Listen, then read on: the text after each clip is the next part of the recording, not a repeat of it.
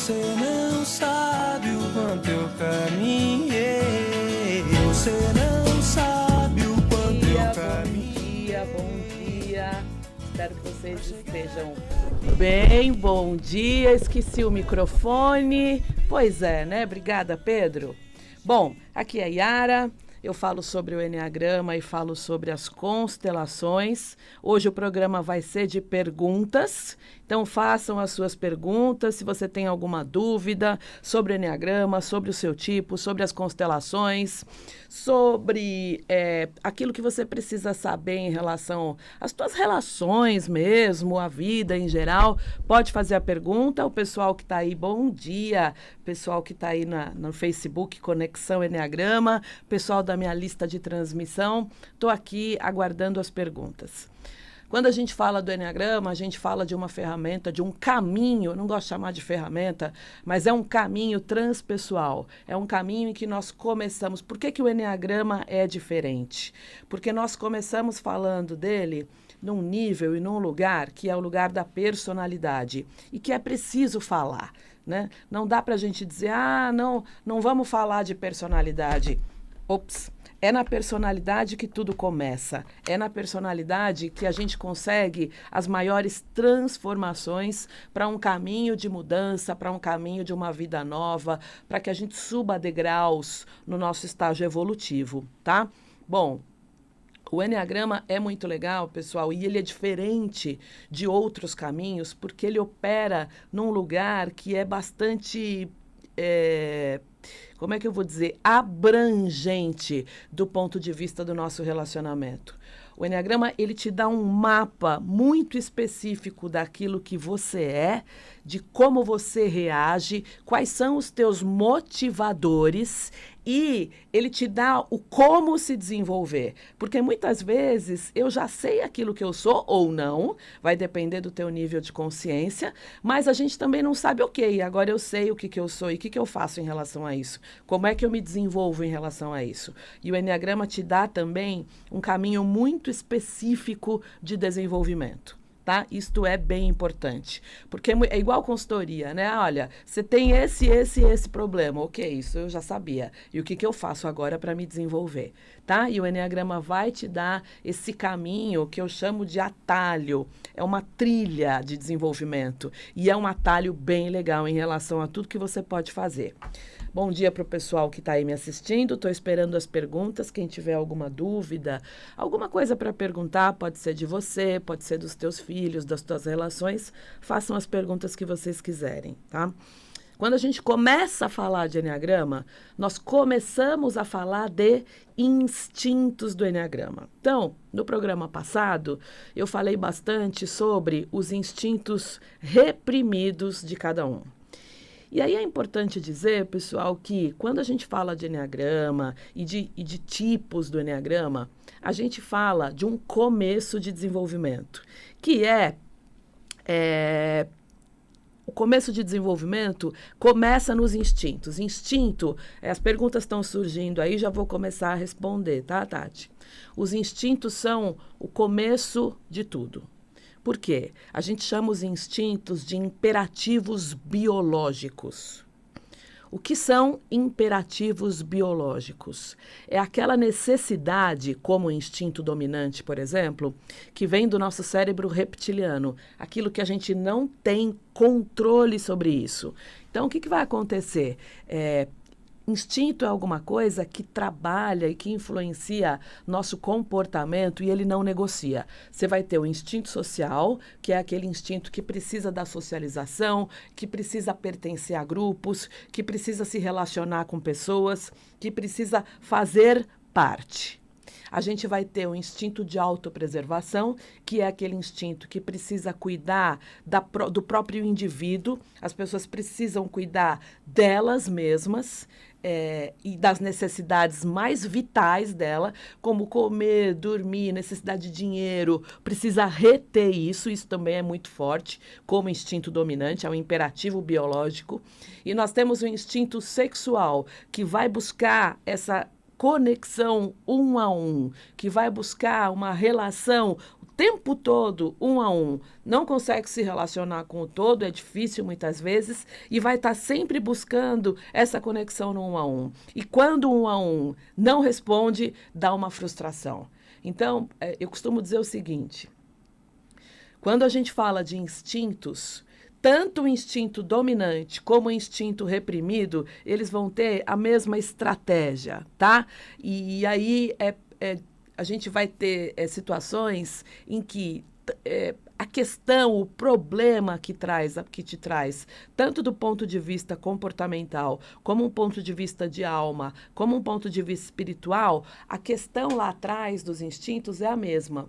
A gente adota lealdades sistêmicas diferentes. A gente adota comportamentos diferentes e que me fazem ir tanto para o instinto reprimido quanto para o dominante. Mas o problema é o mesmo.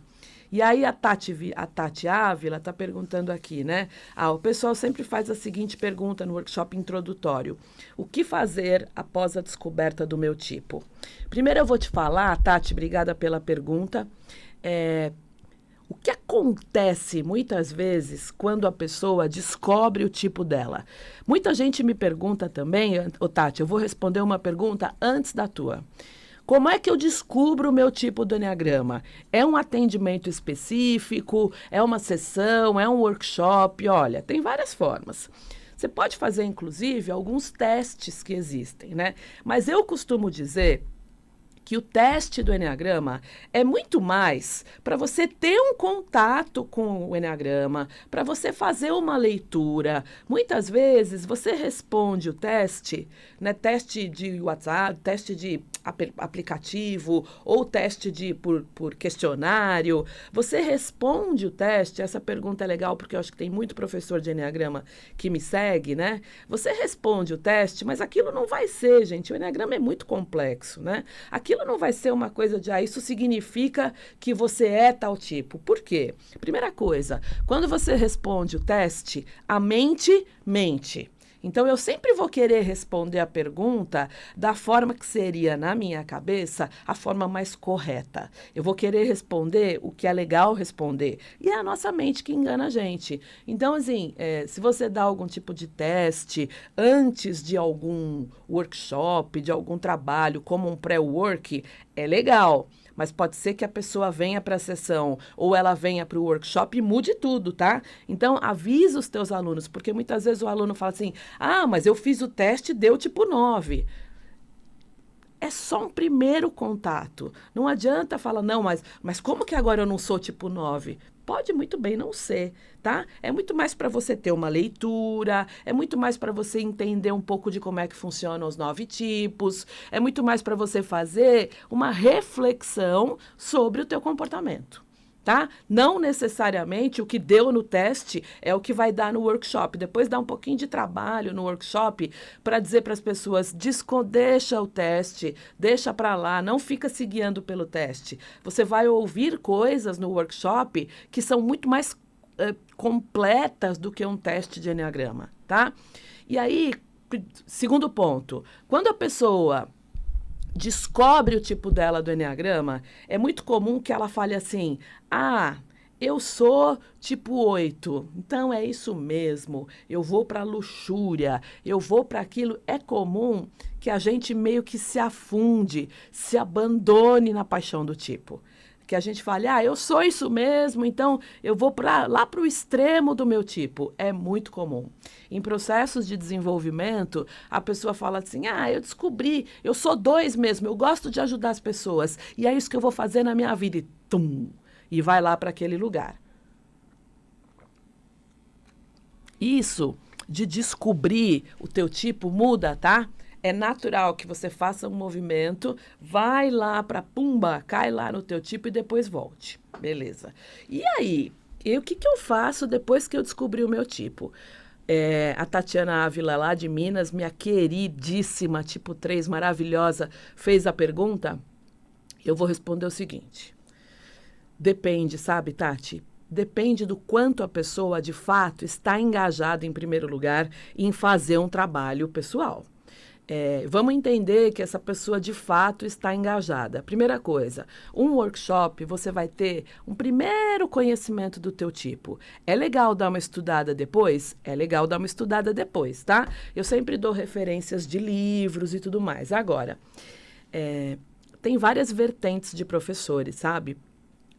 E aí tem professores que falam assim: não vamos falar da personalidade, porque a personalidade está lá no ego e o ego é alguma coisa muito baixa.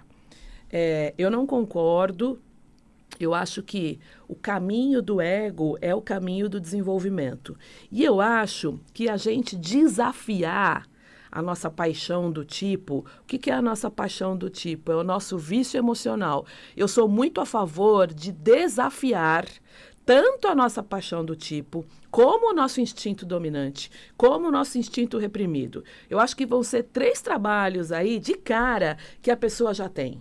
Em primeira instância, eu diria para você que a gente vai, eu descobri o meu tipo, mas antes de descobrir o meu tipo, Tati, eu descobri os meus instintos. Então, eu tenho trabalhado pessoas, por exemplo, autopreservação dominante. Ontem eu estava atendendo uma pessoa, autopreservação dominante, social reprimido. O que acontece com autopreservação dominante, social reprimido?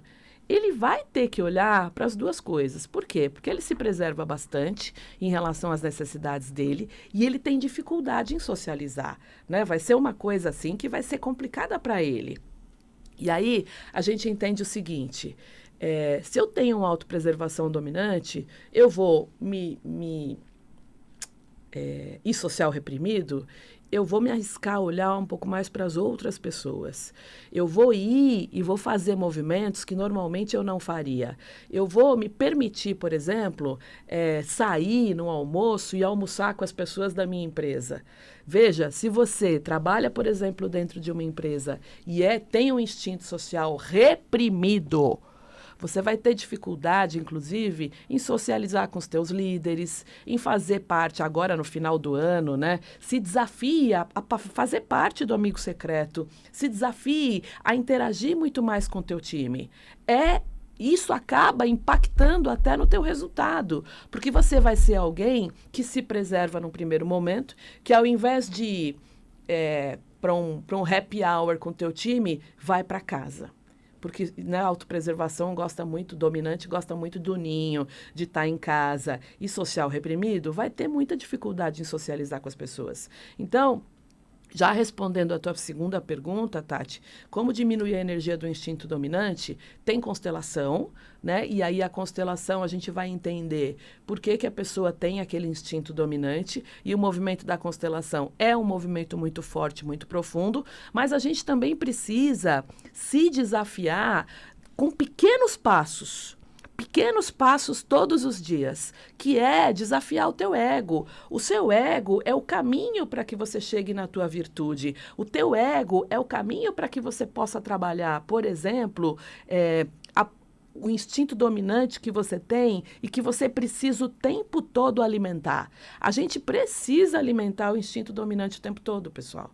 Então, por exemplo, um sexual dominante, ele vai conter a vontade dele de falar, de expressar raiva, vai conter um pouco mais a agressividade dele.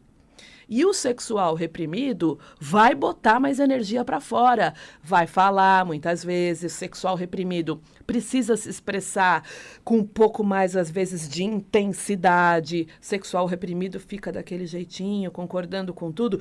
Traz para fora isso, traz. Por quê? Porque o instinto, no exagero, é problema. E na falta também é problema. A gente vai precisar equilibrar. Mais uma coisa que eu costumo dizer é o seguinte: se você tem um instinto dominante e um instinto reprimido, fica um pouquinho morando, fica um pouquinho atuando conscientemente no teu instinto do meio. Também é um ponto, viu, Tati? Que aí também é legal. Pega o teu instinto do meio, que é o que trabalha mais saudavelmente, e vai nele ali e fica nele a gente fala ali que fica flutuando no teu instinto do meio, que também é um bom trabalho. Por quê? Porque ao mesmo tempo você tira muito da energia do teu instinto dominante e você tira um pouco da energia do instinto reprimido, tá? Normalmente, pessoal, quando a gente fala, por exemplo, do sexual dominante, é conter essa fala mais impactante, né? Essa fala que vem mais carregada de energia, essa fala que às vezes vem com muita energia e assusta as pessoas, é a fala que vem de uma forma mais segura a onda, recolhe a energia, instinto sexual dominante, recolhe essa energia. E, obviamente, ao contrário, o instinto sexual reprimido precisa trazer. Eu faço exercícios, por exemplo, em atendimentos, de deixar a energia subir no instinto sexual reprimido. Deixar ela subir, porque é uma energia importante de ação, de concretização, de entrega, de pé no chão, de fazer acontecer. E que para o sexual reprimido, ela ajuda muito a não ficar só ali esperando a banda passar, a fazer acontecer. E quando a gente fala do social dominante, a gente vai falar de alguém que precisa ter mais foco, que precisa ter um foco um pouco mais assim de não estar tanto tempo todo na roda, no grupo, nas empresas. O social dominante muitas vezes é aquele que vai tomar um café, demora 40 minutos no café conversando com as pessoas e o trabalho fica lá esperando. Por quê? Porque ele vê o grupo, ele precisa estar lá. Ele vê um grupinho conversando de alguma coisa, ele precisa ir. Social dominante, veja, se você vai em determinada festa, se você vai em determinado lugar, em alguma reunião, porque você quer de fato ir ou porque você sente que você precisa estar lá por um profundo sentimento de pertencer e que aí você está obedecendo muito mais ao teu instinto do que necessariamente a um desejo seu mais profundo de estar lá. Eu vejo o social dominante que nem quer ir no lugar, mas ele vai. E aí ele está sendo guiado pelo instinto. De falar, eu estou cansado, eu não queria ir naquela festa, eu queria ir para casa. Não, mas eu vou na festa porque eu preciso ir. Isso é o teu instinto falando. Mas eu vou naquele lugar porque eu preciso ir. E aí ele não se... ele acaba muitas vezes não se preservando, né? Se tiver o preservação reprimido. Então, social, veja se de fato você precisa estar naquele lugar. Porque senão você vai, e você está sempre alimentando o teu instinto dominante, que ele quer te comer o tempo todo. Ele vai te influenciar muito o tempo todo. E, pessoal, instinto social reprimido. É complicado você não se desafiar.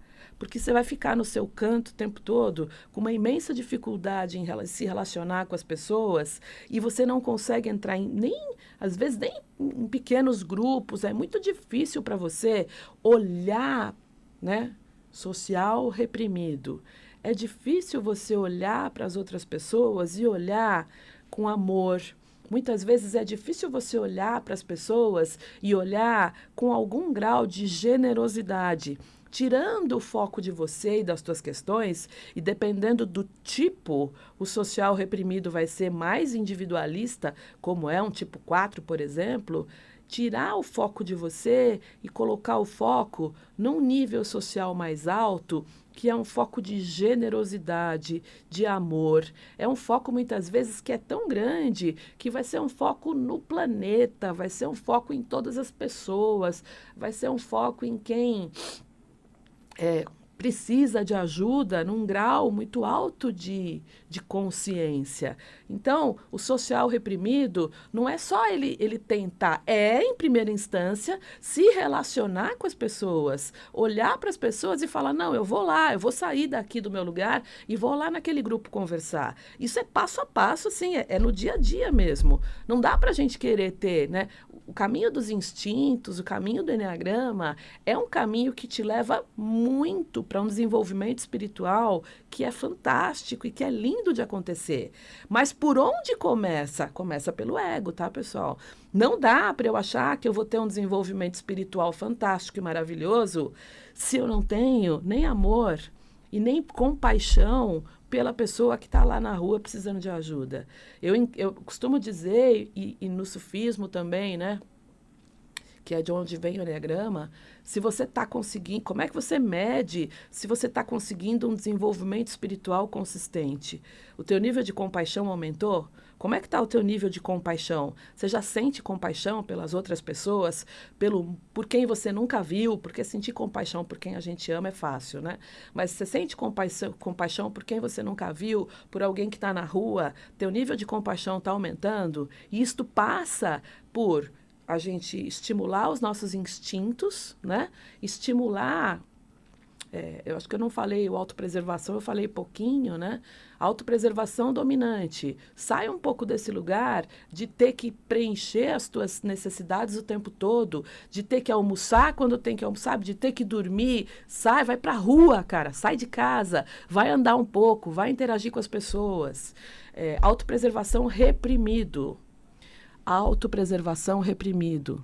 Valorize a vida que algo maior te deu. Chega de achar, né, autopreservação reprimido, muitas vezes, né, achar que você é um eterno Peter Pan, que você é um eterno jovem. Você cresceu. E é preciso valorizar essa jornada tão linda, chamada vida, que algo maior te deu. Para de maltratar teu corpo. Para de se maltratar. Para de querer, indiretamente, para de rejeitar a tua vida. Eu diria que todos os instintos reprimidos, de alguma forma, rejeitam a vida. O instinto social reprimido rejeita as pessoas. E não dá para a gente viver solitário. A gente nasceu para viver em comunidade.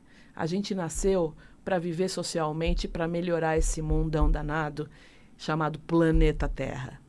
Instinto social reprimido. Pare de rejeitar o ser humano. Instinto autopreservação reprimido. Pare de rejeitar a tua própria vida. A vida tão divina e preciosa e a oportunidade de estar aqui que algo maior lhe deu. Não foi teu pai e tua mãe. Teu pai e tua mãe foram só o canal para que você chegasse aqui. Não se exponha tanto. Se preserve. Preserve a tua vida. Preserve a tua saúde. Instinto de sexual reprimido. Instinto sexual reprimido. Receba. Aceite o teu pai e a tua mãe. Aceite o pai e a mãe que você tem, que são o pai certo, os pais certos para você. Aceite a vida que eles te deram. Eles te deram como canal de conexão. Sexual reprimido. Aceite a vida através dos teus pais que existe dentro de você. Assuma a cadeira da vida que você tem hoje. Assuma a vida que você tem hoje como uma oportunidade única de avanço, de evolução, de cura do teu sistema ancestral, de libertação das tuas gerações futuras, de plantarmos nos campos mórficos de medo, raiva e tristeza mudas de amor. É isto que o Enneagrama faz e o que cada tipo do Enneagrama faz. Nós conseguimos a cura dos campos mórficos relacionados à raiva, à tristeza e ao medo. E aí a gente começa pelos instintos e a gente vai para os tipos, e eu posso garantir para vocês que é um trabalho maravilhoso. É um trabalho de amor, é um trabalho de uma profundidade que nenhum outro caminho de desenvolvimento, na minha opinião, que conheço vários, traz. Bom, eu acho que é um pouco disso. Quem quiser fazer mais perguntas, pessoal, pode colocar aqui, tá? Depois eu vou complementar um pouco mais.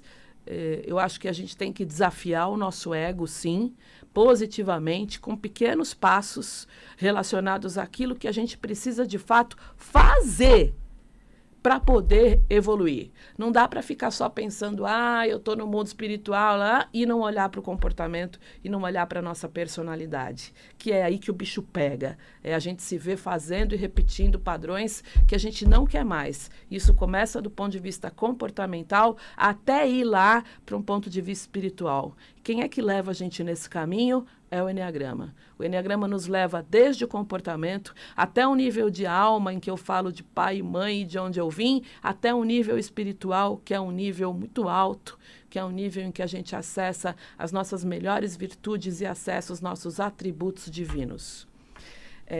Até quarta-feira que vem, se Deus quiser. Obrigada para todo mundo que está aí me assistindo. Se quiserem fazer mais perguntas, façam, que hoje eu vou estar respondendo a todo mundo aí do Facebook Conexão Enneagrama. Quer fazer parte do meu grupo do WhatsApp e receber conteúdos? 11 991 22 51 40. Fui! Beijo!